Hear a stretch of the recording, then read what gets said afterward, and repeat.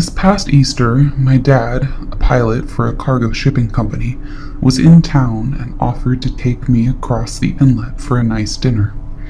As his co-pilots were always away from their families, they were also invited to join, and gladly they did. While I waited for them to validate their tickets at the ferry terminal, I spotted an unlikely duo standing by the door. Two guys, late 20s at most, one large and oafish, and the other shorter and movie star gorgeous. I looked just in time to see Oaf nod in my direction, and movie star make a face that can only be described as, I'd screw her after a few beers. They stood close to us in the terminal. Keep in mind, this ferry carries hundreds of people at a time, and I told my dad about the nod. He laughed and continued talking to his co-pilots next to us. Every time I looked over, movie star was already looking at me. I shook my head. We sat on opposite ends of the ferry, Oaf and movie star debarking before us. I was glad they were gone.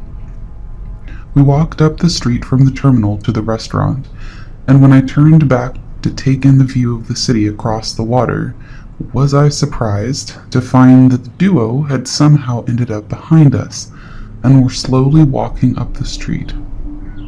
I didn't think too much on it. It was a busy area and lots of pubs were around. I did think more about it when they walked by the restaurant, peering intently into the front window where we were standing waiting for a table. They smiled, exchanged words with each other, and kept moving. I let out a sigh of relief until they walked back by from the opposite direction. They stopped, leaned on a bike rack in front of the restaurant for a few minutes, and then left. Movie star was staring over his shoulder the whole time. Over dinner, I informed my dad and his co-pilots of the events that had transpired without them even realizing it. They laughed about it, and eventually they even had me laughing about it too. We had never seen the pair of guys again. But 3 hours later, as we waited for the return ferry, I was talking to our company, recounting a story from earlier at dinner, when I spotted Oaf and movie star over my dad's shoulder. Movie star was looking my way. Scratch that, staring my way. I quickly informed the guys. They were shocked and kept looking back at the pair. There was a miniature showdown in the ferry terminal as each party stared each other down from opposite ends. Long story short, I ended up getting a 3-man escort home that night. So if you're out there, Jensen Ackles and Shrek lookalikes, let's not meet again. When I was about 6 years old, Easter was rolling around and I really wanted a chocolate bunny. I asked my dad to take me to Rite Aid to get me one, and he said he was too busy, so I told him I would just walk, and he said that was fine because honestly, he was a pretty crappy parent. So I embark on the 1.5 or 2-mile walk through rural Louisiana to the store. Houses are pretty sparse. I come up to a 4-way intersection and I can see the store in the distance. As I approach the 4-way, I see a small green truck, which I think was a Ford Ranger. There are 2 men in it, and the one in the passenger seat is blatantly pointing at me repeatedly, and they're both looking at me. I was about to cross through a parking lot on the right side of this intersection when I see this truck whip into it and park between 2 other cars. Then, I see the passenger jump out of the truck and crouch down with his hands out, trying to hide between their truck and a vehicle that they had parked next to. Thankfully, an older woman that used to babysit me when I stayed with my mom filled my young head with a bunch of stranger danger propaganda, so I immediately flipped out, bypassed the parking lot, and broke out into a dead sprint into the Rite Aid. Once inside, I began to pace around the store a little bit to try to calm down. I took a glance through the glass front door, and I see this truck with the 2 guys in it parked right in front of the Rite Aid. At this point, I knew beyond all doubt what was going on. I asked the old lady at the cash register if I could use the store's phone to call my dad, and she said the phone could only be used to call 1-800 numbers for some reason. I burst into tears and started to get hysterical, and the manager came up to the front and let me use his cell phone. I got in touch with my dad, who sent my brothers to pick me up, and by the time they got there, the green truck had left. The worst part of all this? No one believed me. Everyone in my family just nonchalantly said, "So what happened? Something about a kidnapping?" And I told them what had happened, and everyone brushed it off. It was never spoken about again. It makes me furious to this day. I wonder what those scumbags were planning. And the thing that troubles me the most is that they could have gotten some other kid that day and done God knows what. So, wannabe kidnappers in the green truck? I hope you get buried alive. Let's not meet. I've read a lot of terrifying stories, but something happened to me when I was a child that scared me just as much. It's not as bad as some, but even now, over 20 years later, it still sticks with me. When I was around 10, my parents belonged to a local bowling team, and sometimes they'd take my siblings and I along to the bowling alley to go and watch. This particular night happened to be the night before Easter. My younger brother and I decided to grab a bowling ball and sit in the carpeted walkway and just roll it back and forth because we were bored. While we were doing that, a man approached and started talking to us. He seemed nice at first, just asking simple questions like, "How are you doing?" and "Are you excited for the Easter Bunny?" and "Are you going to get lots of candy?" I didn't think anything of it, so I just politely answered his questions. Then, out of the blue, this guy whispers to me, "I know where you live. I'm like the Easter Bunny, but instead of candy, I'm gonna come into your house and kill you and your family." He then rambled on, basically repeating that over and over and over, and stuff about it being our last night to live. I just remember looking at the man speechless, and getting up, grabbing my brother, and going to find my parents. I didn't tell them what he said, and in hindsight I definitely should have. I was terrified all of Easter that year, because I was so scared that this man was actually going to come to our house and kill us.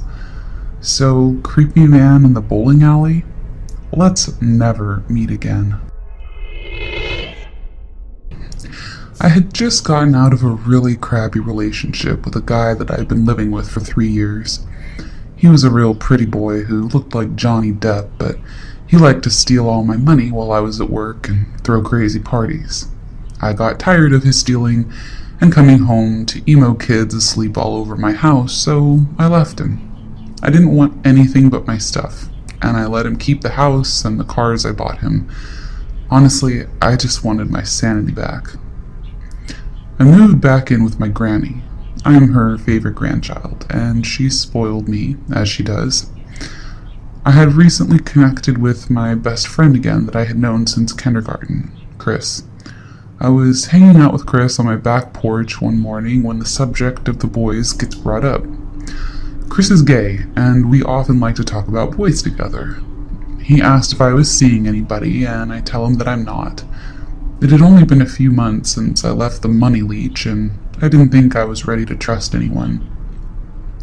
Chris said he knew the perfect man for me. I said that I don't think there is such a thing, but he begs me to go meet this guy. I reluctantly sigh and tell my granny that I'm going on an adventure with Chris. We talked as we drove, and he tells me that this guy has been in love with me since we were kids. He told me it was this little boy Quinn that used to follow me around. I told him I thought Quinn was a lot younger than us. He told me that Quinn is just short, like me. He called Quinn and told me to talk to him.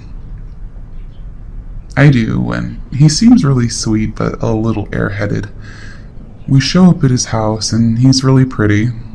He was also very sweet, has a good job, has his own car, and owns his own company. Not bad. So we started hanging out a lot, and eventually we started dating. He buys me presents like nice jewelry and Prada sunglasses. He told me his girl only deserved the best, and I told him I couldn't accept all these gifts, but he would just dump them in my car or purse when I wasn't looking, so I learned to just take them. He wanted to always call me and talk for hours, and wanted me to call when I got home from his house. I thought he was sweet and just wanted to make sure I'd gotten home safely. The reality set in rather quickly. He introduced me to his entire family within a couple days of us dating. I usually don't introduce guys to my family until we're serious, but whatever. Upon meeting his mother, I learned that it's her house, and he lives there with her.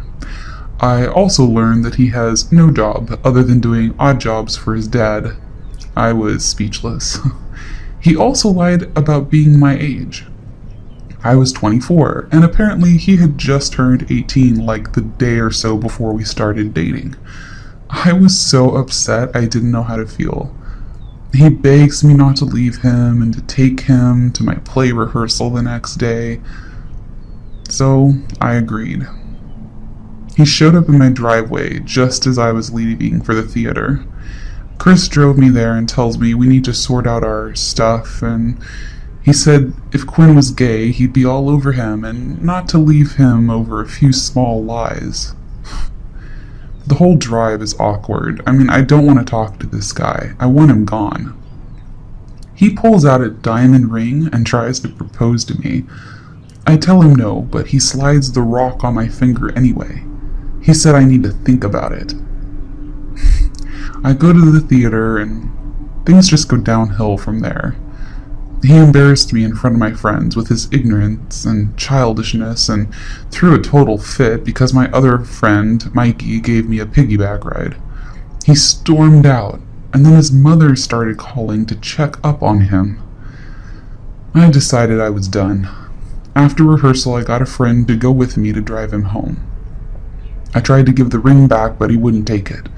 I left and went to a bar with my fellow actors. I told him that was why I had to take him home so early. Driving back, I see flashing lights in my rearview mirror, and I hear yelling. Chris and Quinn are both following me.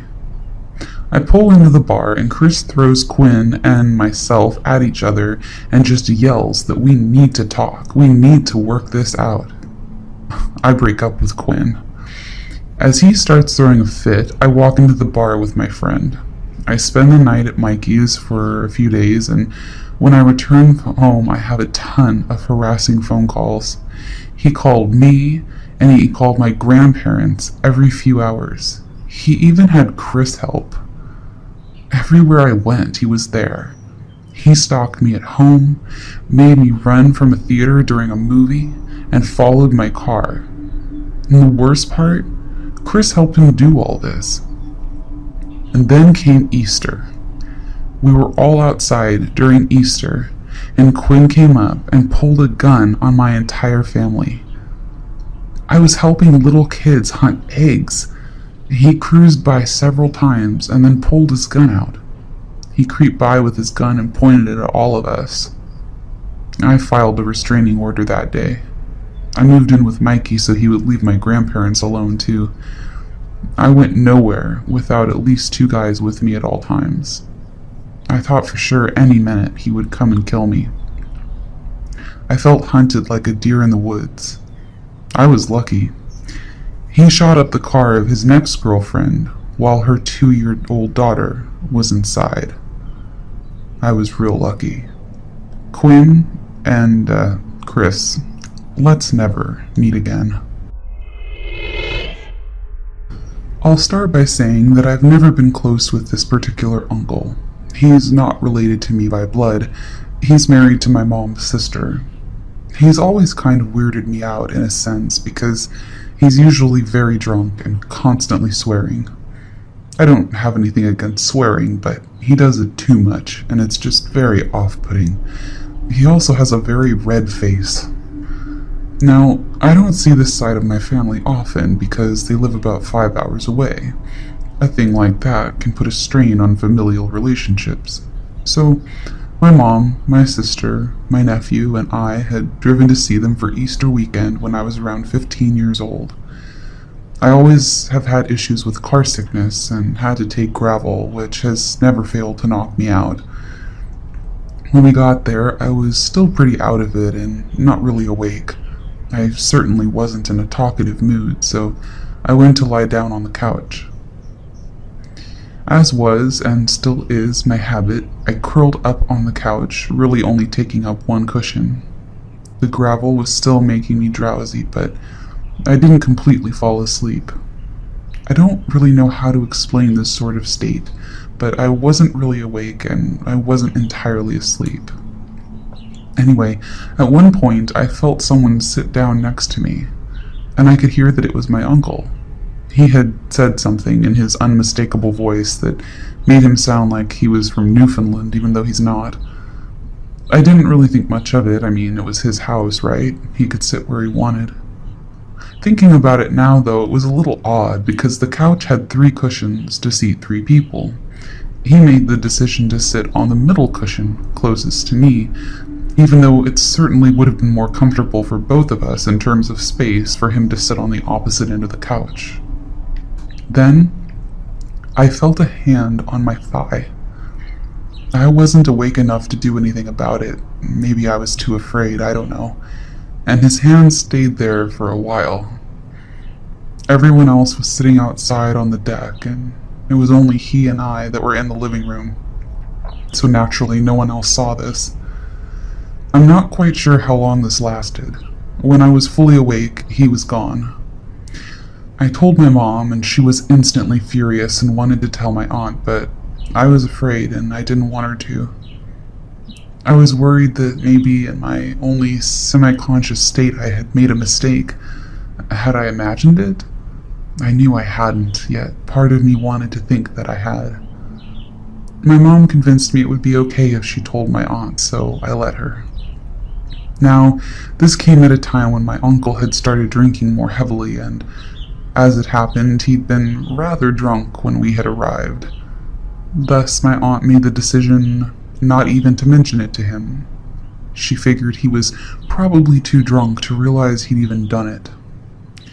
The rest of the weekend, I was totally uneasy. I had nightmares of my uncle sneaking into the room I was staying in, but fortunately that never happened. Because of this incident, I have been hesitant to visit my aunt and my cousins at all because I don't want to encounter him. I don't want to stay in the same house as him. He creeps me out, and I think I'm legitimately scared of him. My mom and sister managed to convince me to go with them to visit for Thanksgiving. I stayed at my cousin's house while we were there and avoided contact with this uncle as best I could. I constantly wonder and worry if he's done this to either of my cousin's daughters.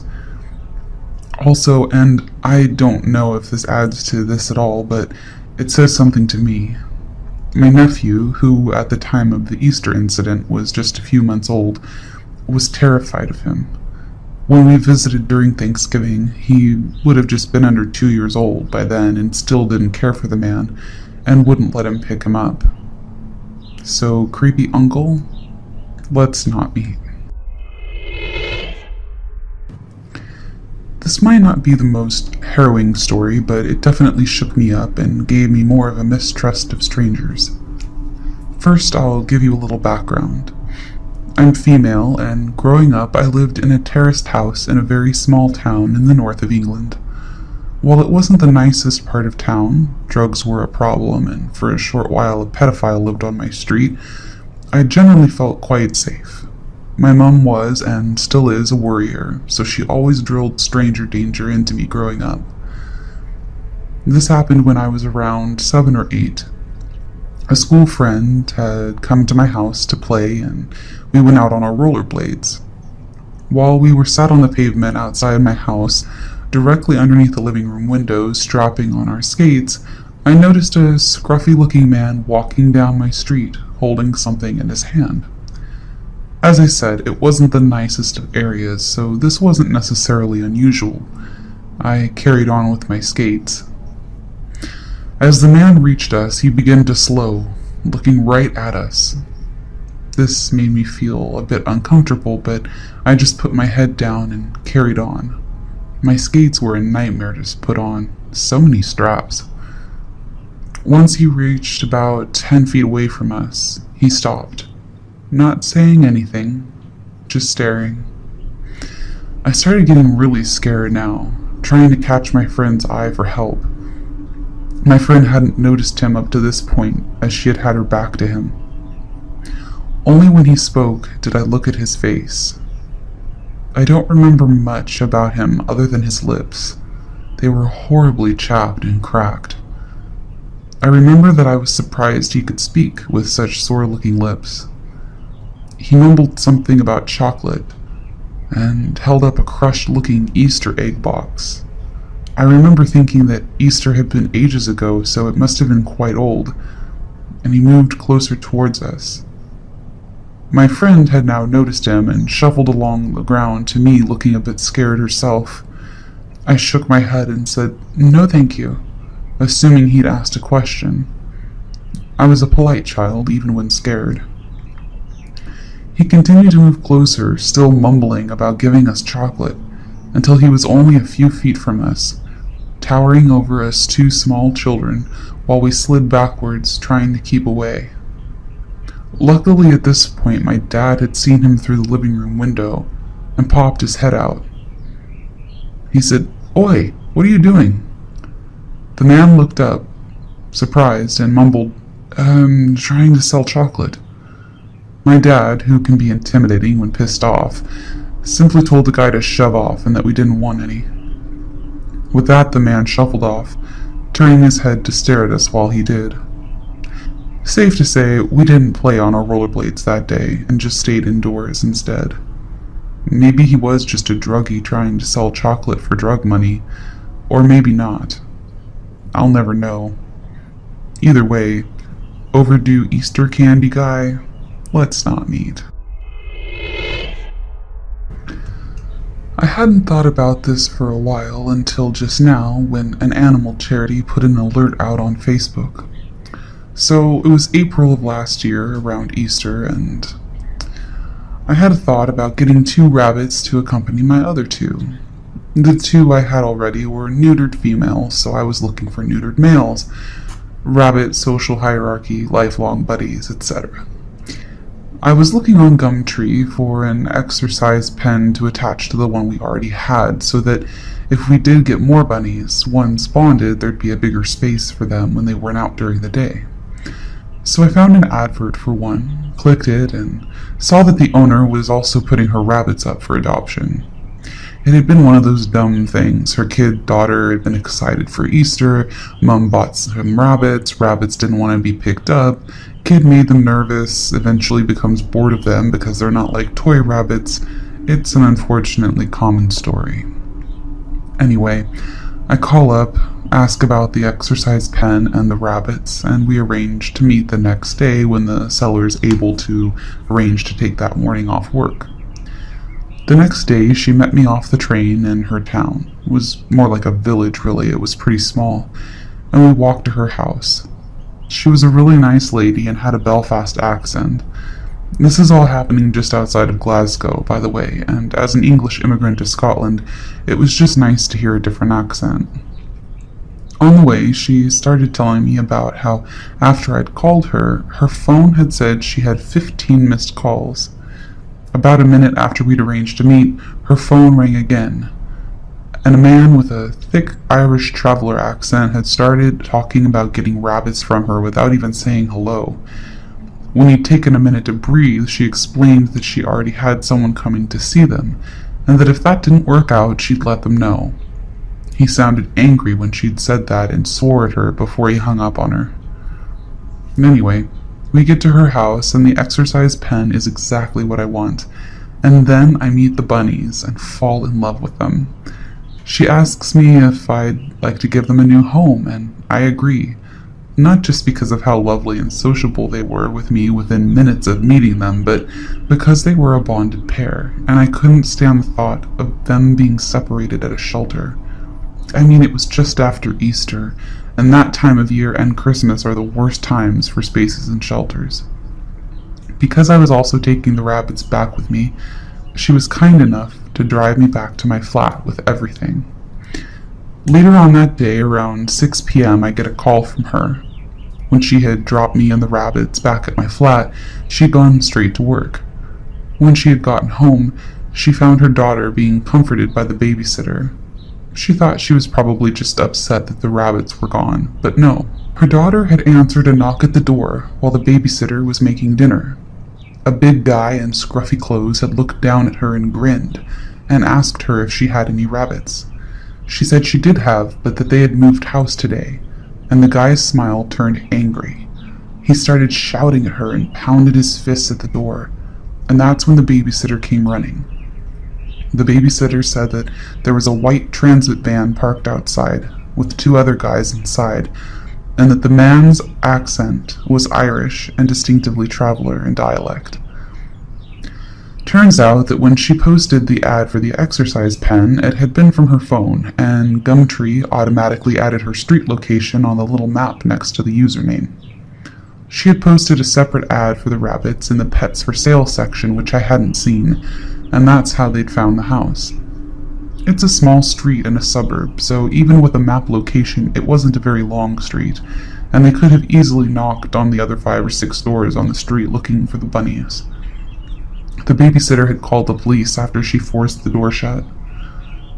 These guys are apparently always being spotted in small newsagents calling people about dogs for sale. They've been arrested before for organizing dog fights, stealing dogs and rabbits from people's gardens, and the like. It was only when I saw a rehoming charity on Facebook send out an alert about some Irish chaps in a corner shop holding the classifieds open and ringing about a dog near Perth that I remembered. I guess they move around a lot. Perth is quite far from Glasgow. I dread to think what would have happened to my rabbits if I hadn't been looking for a cage that day. It's not the creepiest stories, I suppose, but to know that there are such greedy, heartless people driving around, stealing and buying dogs to fight, and taking rabbits to give the dogs a taste of blood for the fight. Ugh. To the point of shouting at children because they don't have any bait for their dogs, that's just creepy. So, Irish guys looking for my bunnies? Let's never meet again. So, I've never been a big believer of ghosts, or maybe it was just a fear of believing, but in the recent months I've been changing my way of living, my faith, my beliefs, my fears, etc. Since I have become more open-minded, something unexplainable happened twice in the past week. I've been living at my apartment since August in downtown Suffolk. They're old buildings that were renovated. I've never had any paranormal experiences here before. I have 4 children, and they have never been scared or had anything unusual happen. On Easter night, I woke up a few times during the night, and while I lay there, dozing back off, I hear jelly beans dropping, bouncing, rolling around on the dining room table where all the kids' Easter baskets are. I only have a 2-bedroom apartment. My son has his own room, and my daughters all share a room. And I set up my own room as sort of a loft or studio apartment, sharing it with the living room, kitchen, and dining room, so I look up to see if the kids are getting into their baskets, but I don't see any of them. So I go check on them in their rooms, but they're all sound asleep. While this is going on, the candies have stopped jumping around and playing. I go back to bed, brushing it off. I wake up another time and I can hear the candy again bouncing and rolling around. Then nothing. And no candy has come out of the basket. No candy is on the floor or on the table, so I just assume we have a mouse. Fast forward to just a few moments ago. I woke up at like 5:15 and began dozing off again. And here comes the bouncing, rolling candy noise again. So I look over at the table. Nothing. I sit up. No candy noise. I cut on all the lights, and I flip the house upside down looking for candy. Any round candy anywhere, specifically on or around the table. Nothing. I even clean up stray candy wrappers from the floor, but there's no candy anywhere, only in the baskets where it belongs. I look for rodents. I listen. Nothing. I turn my back, walk back to my bed, and sit in it. And then I look over at the table. and there's candy on the floor in front of the dining table with bites taken out of them. I am not kidding. I could never tell my kids because it would terrify them, so here I am, sharing it all on the internet. Needless to say, I'm a believer. I am a very strong believer. But with my recent self-changes, I'm not as terrified as I would have been before. I've told people about Easter night, but everyone brushed it off like there was some simple explanation. I don't really know what happened, but needless to say, I didn't tell my kids, and we had a wonderful Easter anyway. Last Easter, I spent the weekend with my in-laws. We were on a holiday park in the Netherlands, where I live. After arrival, we ate some french fries, played some board games, and then we went to bed. And that's when the paranormal experience started. I think I'd been asleep for about an hour when I woke up and heard my girlfriend talking in her sleep. That was weird, because in the last 2 years we'd been together, I had never heard her talk in her sleep. I went on listening, and she kept repeating the same sentence time after time. It was a weird sentence that I'd never heard her say before, and it was in the Old Dutch language. The sentence was, "Gij zult sterven. You must be dead." I made her wake up, and she said she didn't know anything about the sentence. The next morning we discussed the night before, and it made her scared about the house. I told her there's nothing to be afraid of. Last night, which was our last night in the building, I was awakened again, but not by talking. The door was open, and there was a strange presence in the air. It was strange enough that the door was open because we always sleep with it closed. I looked out into the doorway and saw a dark figure standing there, and I got very cold and had goosebumps everywhere. I was afraid, and so, like a kid, I hid my head under the covers. After a while, I looked again, and it was gone, so I fell back to sleep. The next morning, when I told my girlfriend about it, she said she had to laugh about it because she thought I was dreaming.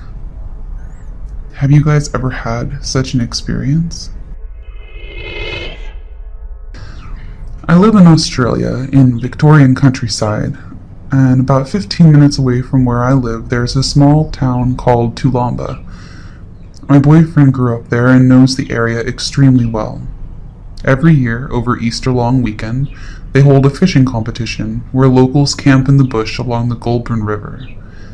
We camped in a different place than they usually do, but to me, it was no different since this was my first year camping with them. It was a nice little open area next to the river and a fair bit away from the other camps. The next closest group of people around was about a 10-minute walk away. We stayed from Thursday night through to Monday morning. Thursday and Friday night were fine. We all stayed around the campfire, drinking and eating and having a great time, fishing during the day. I did hear footsteps from my tent on Friday night early in the morning though, but I can pass that off as one of my friends or an animal in the area. Saturday night I went to bed early, around 11 o'clock p.m., while everyone else stayed up listening to music and drinking around the fire. I was woken up at around 4 a.m. by my boyfriend trying to catch a fox he saw nearby, and was unable to get back to sleep. So I decided to get up and go to the campfire where 3 of my friends, including my boyfriend, remained awake. We sat around for another hour before they decided to go to bed, but I chose to stay up listening to music as I still couldn't sleep. I was incredibly relaxed and enjoying being out there in nature, listening to music from my phone when, at around 5:30 in the morning, just before the sun began to rise, the music was drowned out by the sound of the bush. All I could hear was the wind and the rustling of the trees, and I had an incredibly uneasy feeling wash over me. I heard a leaf crunch right behind me, and I thought somebody had taken a step. My head shot around, but no one was there, yet I didn't feel alone. I stood up with my back to the fire, looking out into the bushland, where slowly but surely what I could only describe as little candle lights flickering through the bush, scattered but almost in formation, started to appear. One by one they popped up, and I had this feeling of sheer terror and dread wash over me. My fear peaked as I ran back to where my friends were, and I hopped in their swag. As soon as I laid down next to them, my fear was completely gone. I woke up a few hours later, around 8:30 a.m., and told a few of my friends about hearing the footsteps and being freaked out. When they questioned why I came running over, I told them the story, and they shrugged it off, not thinking much of it. It wasn't until that night when my boyfriend approached me. He goes, "You saw the lights, didn't you?" My stomach dropped. I hadn't said a single thing to anyone about what I saw regarding the lights, just that I had had an uneasy feeling. "Yes," I replied. "You saw the black magic," he added, smiling. I desperately wanted to know how he knew. Apparently, in the area that we stayed in, people have seen those lights, especially at that time of night. His explanation for it was that there are Aboriginal burial grounds nearby, and they used to have little lights when their loved ones died. Not many have seen it, but I have spoken to a few people since who have heard things about it. I'm not 100% sure on the story behind it, but I know what I saw, and other people have seen the same thing in the area. I don't really want to mess around with Aboriginal magic and all that. I respect them, and I don't want to look too much into the matter. Welcome back. I hope you guys enjoyed that short selection of stories. I am working on the next video right now, which will be a rather long Let's Not Meet video. The results of the poll indicated that Let's Not Meet was the favorite for the next video. I will have a poll in the cards for this video too. So I have some options up there of story types that I have the most of. So go ahead and vote on what you want to see next. And yeah, also next week, don't forget that we have the very first creature feature video in which we will be discussing the Irish legend of the Dullahan. So I'm very excited about that. Hopefully you guys will enjoy that as well. And we have one or two more original stories next week as well. I'm also going to start adding some of my horror art to this channel, just so that there's something for you guys to watch, for those of you who would prefer a visual as well. We discussed this in the chat a little bit in the last premiere. Friday nights I have been premiering a longer video. And so yeah, if you want to stop by in the chat for that, because we talk about a lot of things on the channel, and it's a fun time to hang out with you all. But I will be putting some time lapse in the background, and so hopefully that's interesting for some of you. So yeah, I think when I do my next original, or the next two originals, I'll put some art in the background so you guys can see something while you're listening.